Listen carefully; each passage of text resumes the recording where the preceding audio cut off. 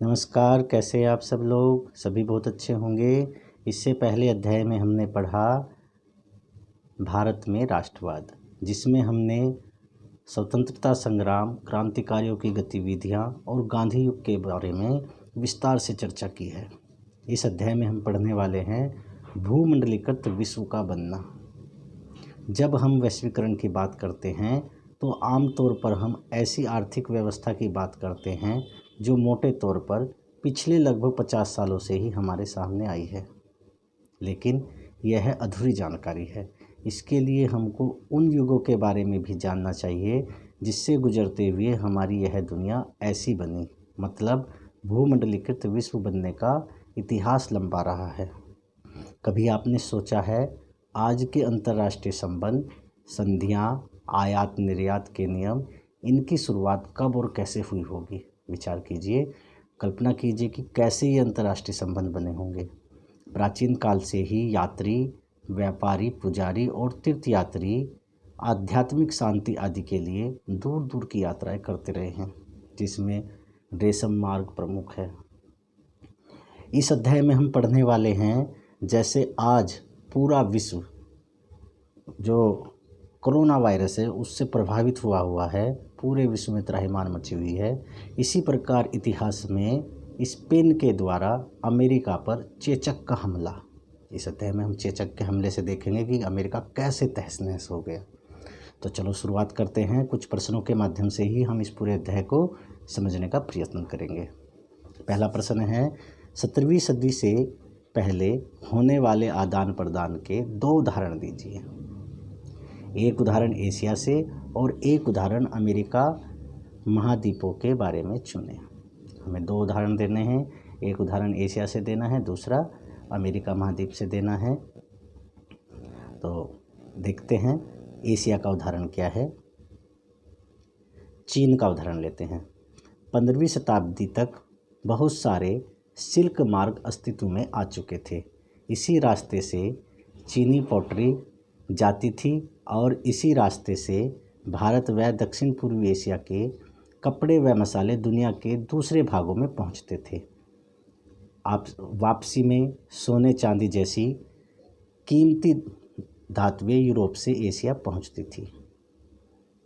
दूसरा उदाहरण हम अमेरिका का लेते हैं।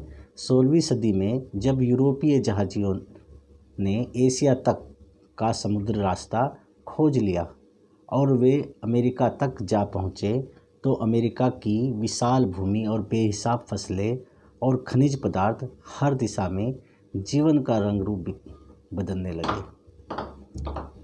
आज के पेरू और मैक्सिको में मौजूद खानों से निकलने वाली कीमती धातुओं, खास तौर पर चांदी, ने पूरे यूरोप की संपदा को बढ़ाया और पश्चिम एशिया के साथ होने वाले उसके व्यापार को गति प्रदान की।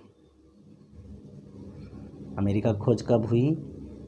1492 में। किसने की? कोलंबस ने। आगे प्रश्न 2 देखते हैं। बताइए कि पूर्व आधुनिक विश्व में बीमारियों के वैश्विक प्रसार ने अमेरिकी भूभागों के उपनिवेशीकरण में किस प्रकार मदद की? महत्वपूर्ण प्रश्न है, बड़ा मज़ा आएगा इसको समझने में। देखेंगे 16वीं सदी के मध्य तक पुर्तगाली और स्पेनी सेनाओं की विजय का सिलसिला शुरू हो गया था। उन्होंने अमेरिका को उपनिवेश बनाना शुरू कर दिया था। किसने बनाना शुरू कर दिया था? पुर्तगाली और स्पेन। यूरोपीय सेनाएं केवल अपनी सैनिक ताकत के दम पर नहीं जीतती थी।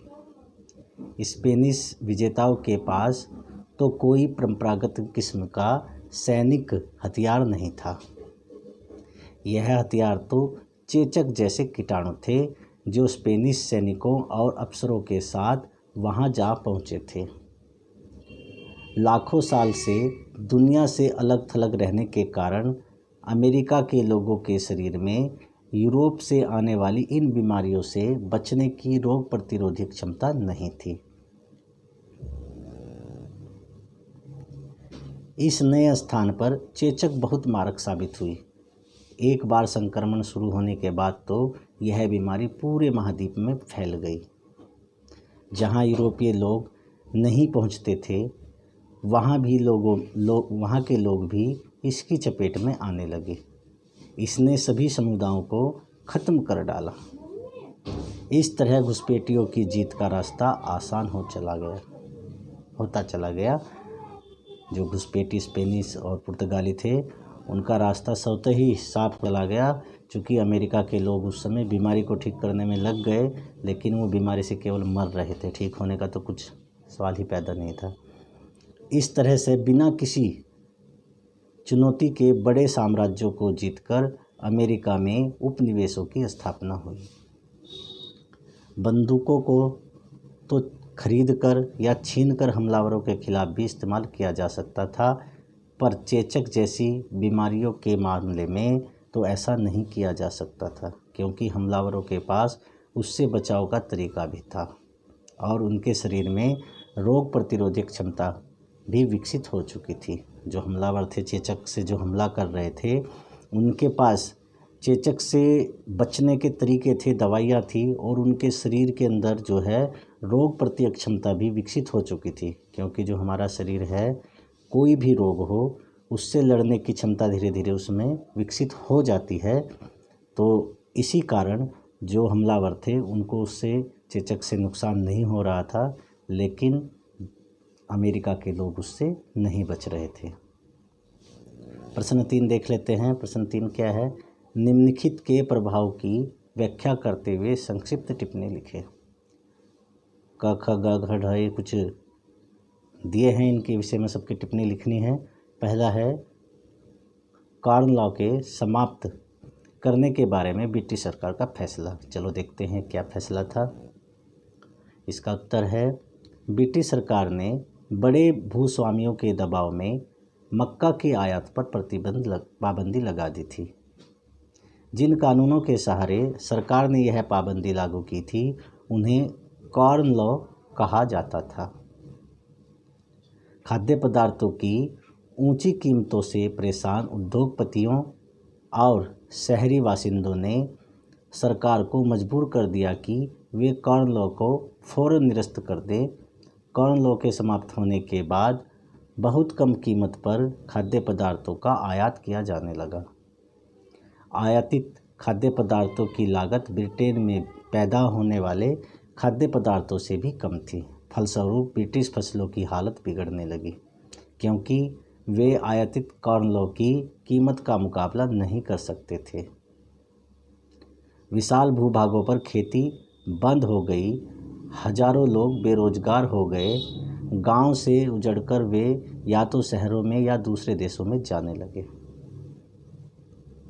दूसरा है अफ्रीका में रिंडरपेस्ट का आना। रिंडरपेस्ट एक बहुत भयानक बीमारी थी जो पशुओं के अंदर आई थी। उसको देखते हैं उसमें क्या हुआ। अफ्रीका में 1890 के दशक में रिंडरपेस्ट नामक बीमारी बहुत तेज़ी से फैल गई। मवेशियों में प्लेग की तरह फैलने वाली इस बीमारी से लोगों की जीविका और स्थानीय अर्थव्यवस्था पर गहरा असर पड़ा।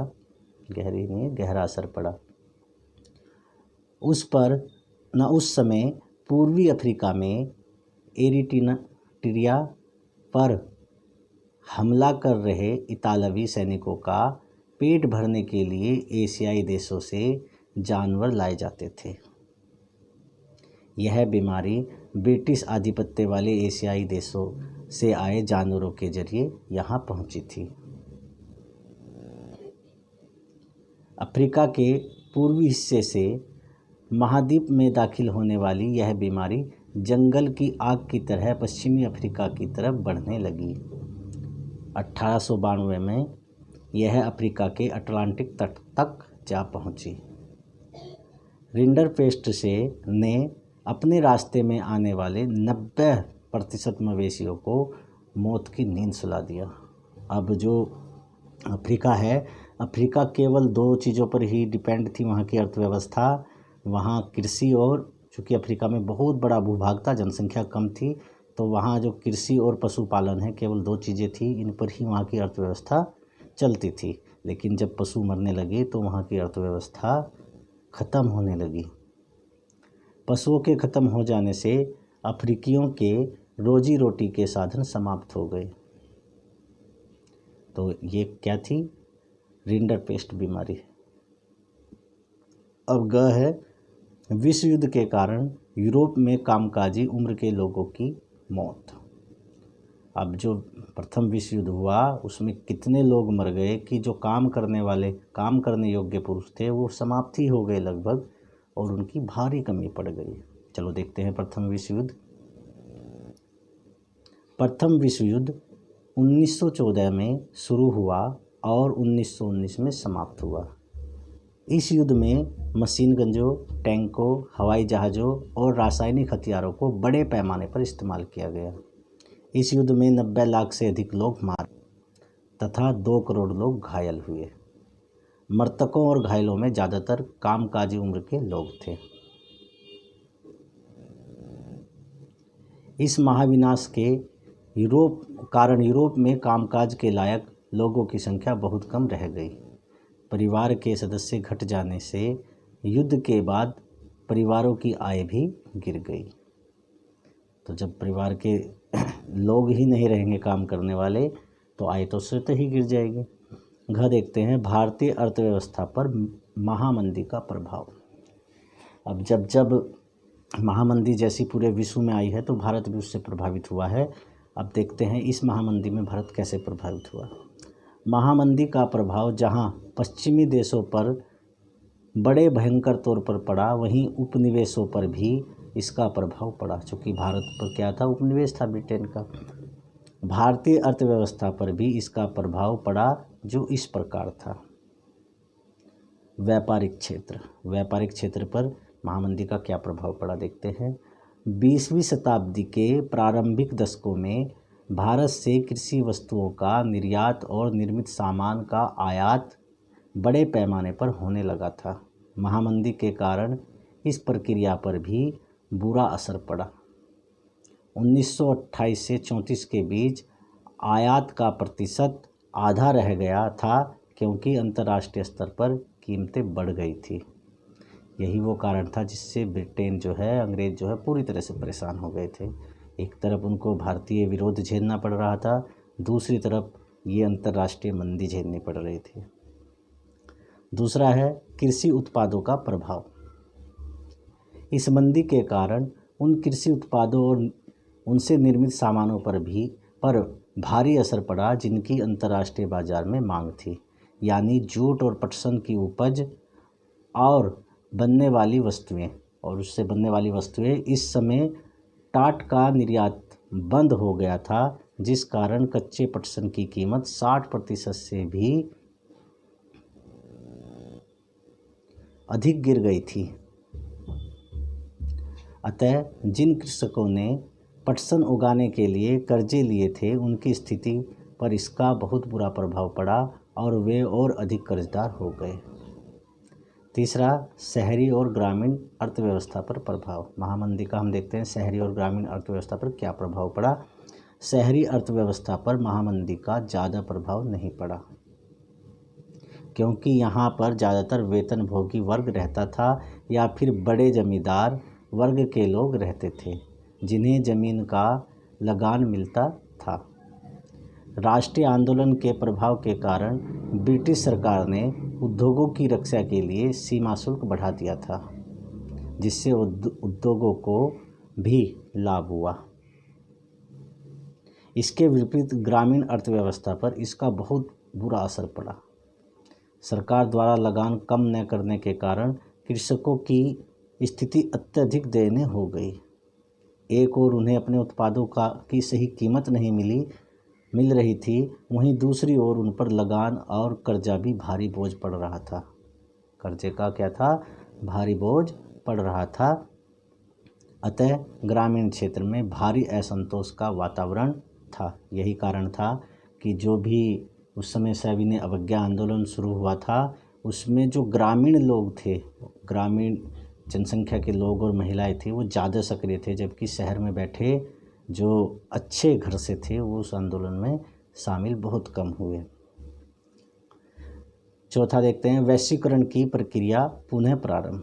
अब वैश्वीकरण जो है यहाँ से पुनः क्या हुआ उसको देख लेते हैं। इस मंदी के समय भारत की कीमती धातुओं विशेषकर सोने का निर्यात पुनः प्रारंभ हो गया था। इससे वैश्वीकरण की प्रक्रिया पुनः प्रारंभ हो गई थी। फिर है बहुराष्ट्रीय कंपनियों द्वारा अपने उत्पादन को एशियाई देशों में स्थानांतरित करने का फैसला। इसका उत्तर देख लेते हैं। इसमें क्या हुआ, 1920 के दशक में बहुराष्ट्रीय कंपनियों की स्थापना की गई। 70 के दशक के मध्य में अंतर्राष्ट्रीय वित्तीय संस्थानों में कई परिवर्तन आए। अब विकासशील देश अंतर्राष्ट्रीय संस्थानों से कर्जे और विकास संबंधी सहायता ले सकते थे। 50 और 60 के दशकों में बहुराष्ट्रीय कंपनियों का विश्वव्यापी प्रसार हुआ। चूँकि अधिकतर सरकारें बाहर से आने वाली चीज़ों पर भारी आयात शुल्क वसूल करने लगी थी, अतः बड़ी कंपनियों ने अपने संयंत्रों को उन्हीं देशों में लगाने प्रारंभ किए जहां वे अपने उत्पाद बेचना चाहते थे और उन्हें घरेलू उत्पादों के रूप में काम करना पड़ता था। 70 के दशक में एशियाई देशों में बेरोजगारी बढ़ने लगी थी, अतः इन कंपनियों ने एशिया के ऐसे देशों में उत्पादन केंद्रित किए जहां वेतन कम देना पड़ता था।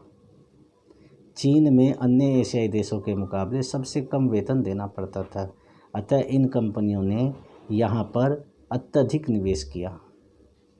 अब चीन में पहले से ही जनसंख्या बहुत ज़्यादा थी, तो वहाँ के लोग तो कम पैसों में काम करने लगते थे।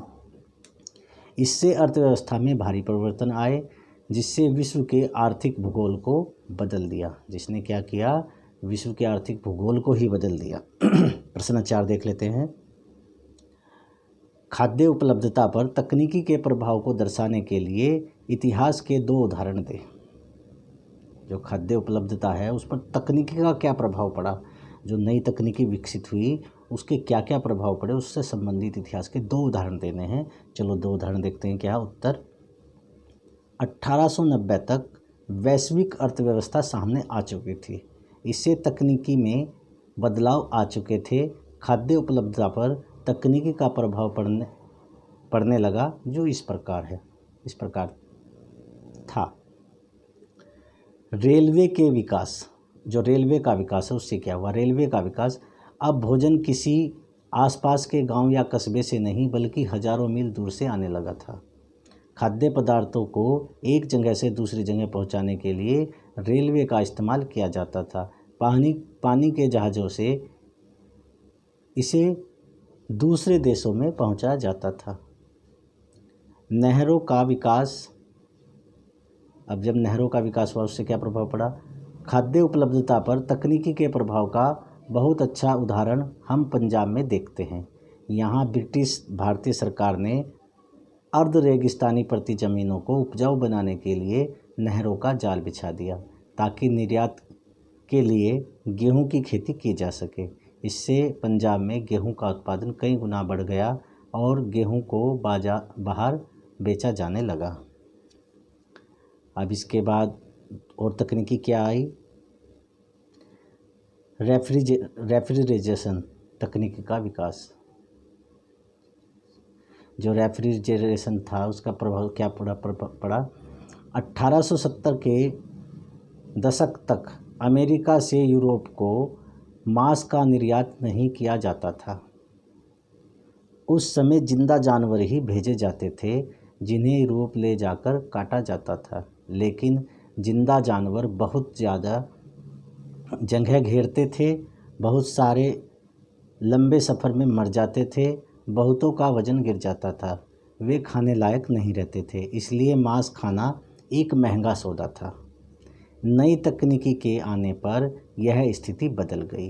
पानी के जहाज़ों में रेफ्रिजरेशन की तकनीकी स्थापित कर दी गई, जिससे जल्दी खराब होने वाली चीज़ों को लंबी यात्राओं पर ले जाया जा सकता था। अब अमेरिका, ऑस्ट्रेलिया, न्यूजीलैंड सब जगह से जानवरों की बजाय उनका मांस ही यूरोप भेजा जाने लगा। इससे न केवल समुद्री यात्रा में आने वाला खर्चा कम हो गया बल्कि यूरोप में मांस के दाम गिर गए। अब बहुत सारे लोगों के भोजन में मांसाहार शामिल हो गया। पांचवा प्रश्न देख लेते हैं। पांचवा प्रश्न क्या है? ब्रिटेन वुड्स समझौते का क्या अर्थ है? अब जो ब्रिटेन वुड्स समझौता है उसको देखते हैं क्या था वो। युद्धोत्तर अंतर्राष्ट्रीय आर्थिक व्यवस्था का मुख्य उद्देश्य था कि औद्योगिक विश्व में आर्थिक स्थिरता एवं पूर्ण रोजगार बनाए रखा जाए। इस फ्रेमवर्क पर जुलाई 1944 में अमेरिका स्थित न्यू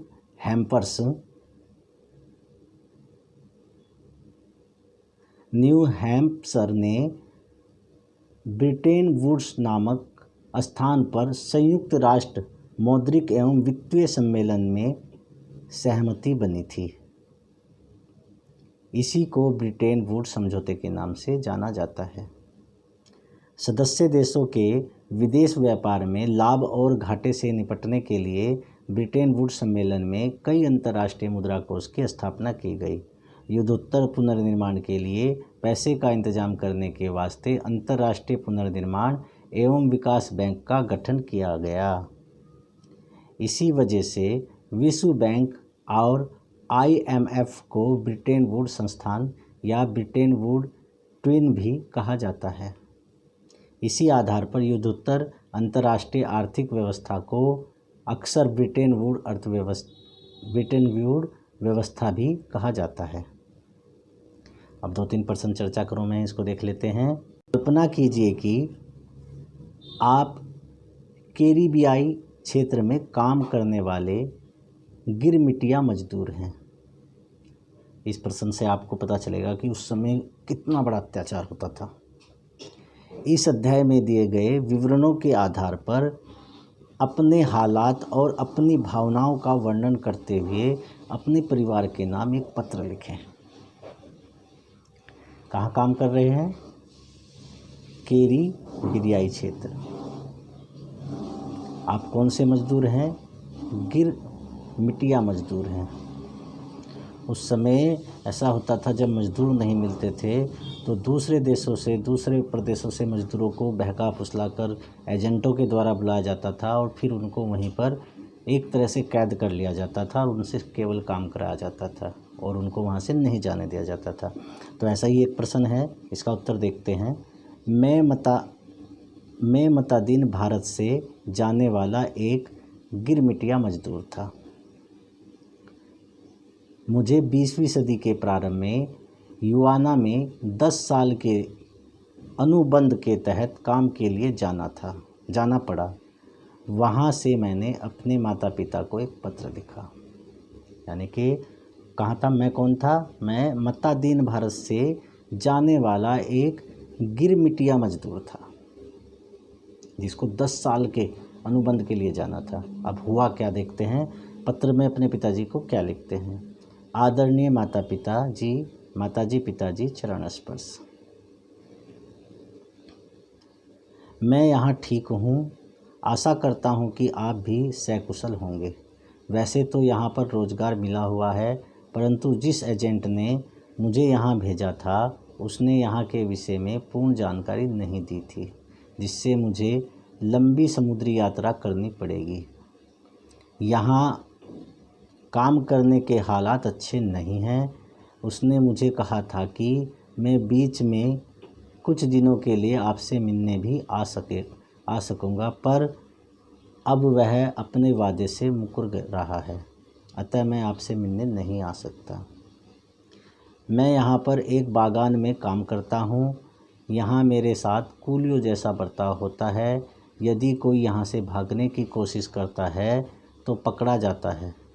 और पकड़ा जाता है तो उसके साथ बुरा बर्ताव होता है, जिसमें कोई तो मर भी जाता है। अतः हम लोग यहाँ से भागने का प्रयास नहीं करते। अब तो बस इसी इंतजार में समय कट रहा है कि हमारे नेता इस घिनौनी अनुबंधित दास प्रथा के खिलाफ आवाज़ उठाएंगे और हमें आज़ाद करवाएं। मैं वापस घर आना चाहता हूँ। फ़िलहाल मैं आपको कुछ पैसे भेज रहा हूँ। ये पैसे कम हैं क्योंकि पिछले कुछ दिन बीमार होने के कारण काम नहीं कर सका, जिससे मेरे पैसे कट गए और मुझे कम वेतन मिला। पत्र का जवाब शीघ्र देना। आपका पुत्र मतादीन। तो ऐसा मार्मिक पत्र उस समय लिखा, क्योंकि उस समय की व्यवस्था इतनी गड़बड़ थी कि व्यक्ति को गुलामों की तरह काम कराया जाता था व्यक्तियों से। प्रश्न 2, अंतर्राष्ट्रीय आर्थिक विनिमय में 3 तरह की गतियों का या प्रवाहों की व्याख्या करें। तीनों प्रकार की गतियों के भारत और भारतीयों के संबंधित एक एक उदाहरण दें और उनके बारे में संक्षेप में लिखें। उत्तर, अर्थशास्त्रियों ने अंतर्राष्ट्रीय आर्थिक विनिमय में 3 तरह की गतियों या प्रवाहों का उल्लेख किया है। व्यापार का प्रवाह।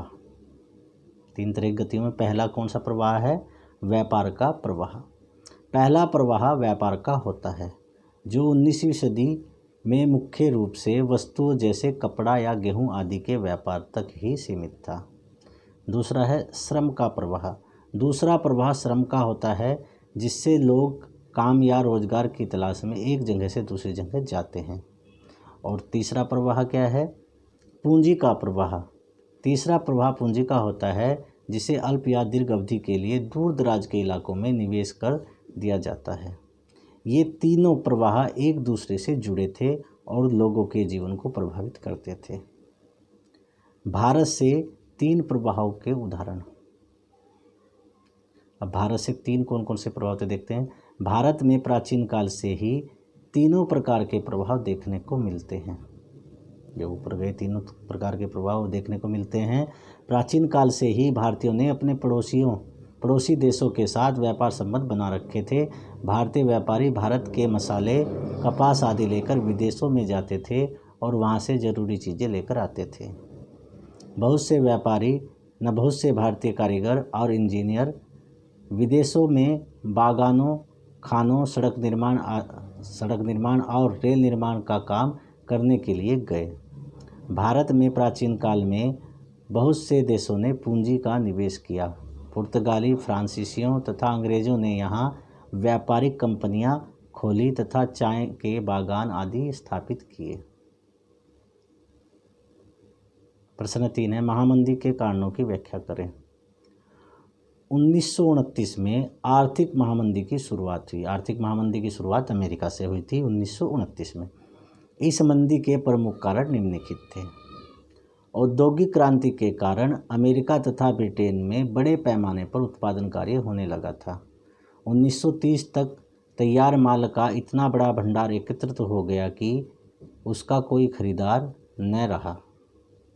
कृषि क्षेत्र में अति उत्पादन के कारण कृषि उत्पादों की कीमतें गिरने लगी। किसानों ने अपनी घटती आय को बढ़ाने के लिए अधिक उत्पादन करना शुरू कर दिया।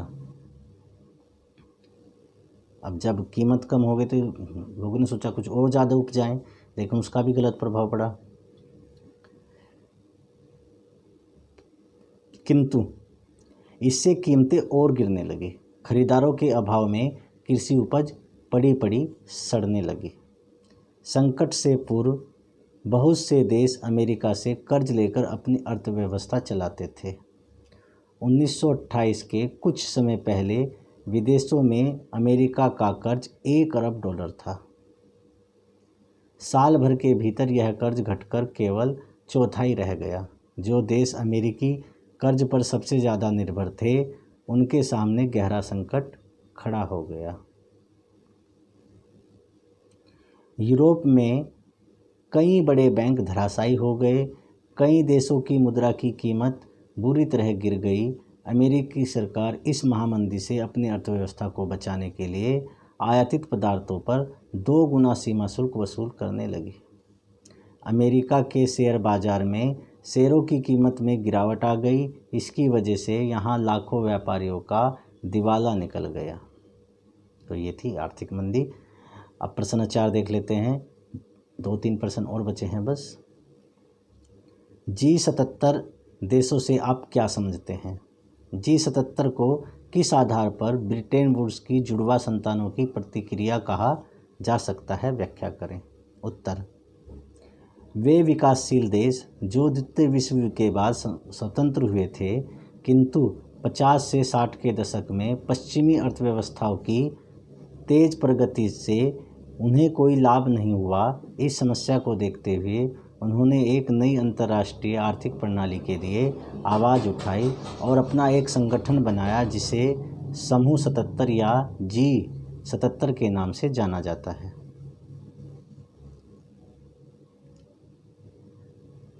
ब्रिटेन वुड्स सम्मेलन में अंतर्राष्ट्रीय मुद्रा कोष और विश्व बैंक का जन्म हुआ था, जिसे ब्रिटेन वुड्स की जुड़वा संतान कहा जाता है। अंतर्राष्ट्रीय मुद्रा कोष और विश्व बैंक पर केवल कुछ शक्तिशाली विकसित देशों का ही प्रभुत्व था, इसलिए उससे विकासशील देशों को कोई लाभ नहीं हुआ। इसलिए ब्रिटेन वुड्स की जुड़वा संतानों विश्व बैंक और अंतर्राष्ट्रीय मुद्रा कोष की प्रतिक्रिया स्वरूप विकासशील देशों ने G77 नामक संगठन बनाकर नई आर्थिक प्रणाली की मांग की ताकि उनके आर्थिक उद्देश्य पूरे हो सकें। उसके प्रमुख आर्थिक उद्देश्य थे अपने संसाधनों पर उनका पूरा नियंत्रण हो, कच्चे माल के सही दाम मिलें और अपने तैयार मालों को विकसित देशों के बाज़ारों में बेचने के लिए बेहतर पहुंच मिले। तो आज कहते हैं कि मोदी जी जो है अंतर्राष्ट्रीय नीतियों में कामयाब हुए। तो ये इन सब चीज़ों में बहुत कुछ परिवर्तन अभी कुछ दिनों पहले हुआ, जिससे भारत के अंतर्राष्ट्रीय स्तर पर कुछ अच्छी स्थिति हुई।